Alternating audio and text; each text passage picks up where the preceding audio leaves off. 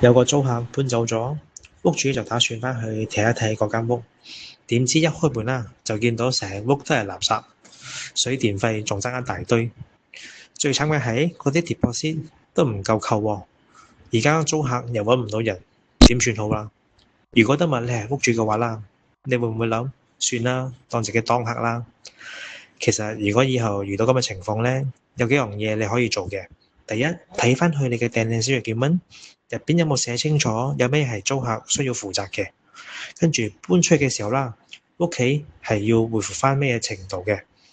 第二，一定要影相留低證據咯，影低而家屋企所有嘅嘢，包括嗰啲壞嘅地方啊，同時之間將嗰啲水電單啊、maintenance 嘅單啊、垃圾清理費啊收起嚟，同埋你同租客之間嗰啲 WhatsApp 對話。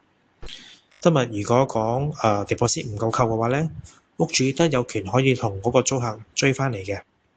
所以以後你簽訂單咁嘅時候啦，一定要寫清楚嗰啲 deposit 咩情況可以扣嘅，水電邊個負責搬出去嘅時候需要注意啲乜嘢。所以如果以後你遇到咁嘅狀況呢，歡迎你揾我哋去一齊幫你去討論如何解決呢件事。多謝你哋。